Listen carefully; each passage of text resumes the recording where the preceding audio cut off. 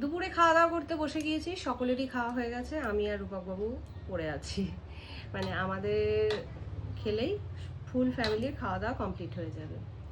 তা যাই হোক, এই মুহূর্তে আমার এক বন্ধুর নাম মনে পড়ছে না, যে সেই বন্ধু লিখেছিল যে দিদি তুমি কাঁসার থালা কিভাবে মেনটেন করো।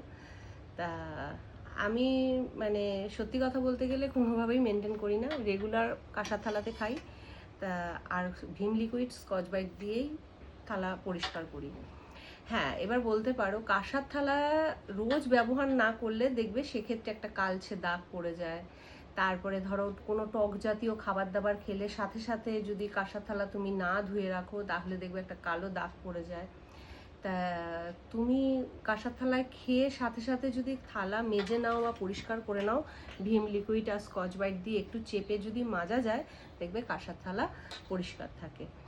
তাও মানে আমি আগের মতন মেনটেন করতে পারি না, আমার আগে কাঁসার থালা আরও চকচক চকচক করতো।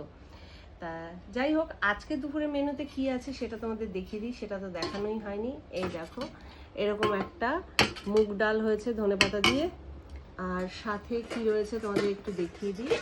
সাথে রয়েছে পাঁপড় ভাজা, এই যে পাঁপড় ভাজা, আর মশলা বড়ি আর নর্মাল বড়ি, দুটো বড়ি ভাজা রয়েছে। এটা হচ্ছে মশলা বড়ি, একটু দেখো ছোট ছোট সাইজের, আর এটা হচ্ছে নর্মাল বড়ি।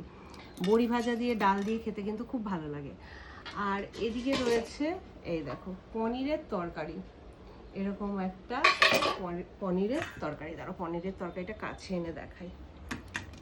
সবাই বলল খুব খেতে ভালো হয়েছে নাকি পনিরের তরকারিটা, তা আমি একটু আজকে ঝোল বেশি করে ঝোলই করেছি। এই হচ্ছে আজকে দুপুরের মেনু। স্যালাড নেই, বললাম না সবজি বাজার টাজার সমস্তটাই মানে বারণ, তো আজকে যাব বাজারে, আজকে বাজারে গিয়ে গুছিয়ে বাজার করে নিয়ে আসবো। তা চলো তুমিও বসে পড়ো, খেয়ে নিই, তারপরে আবার বাকি কথা হচ্ছে।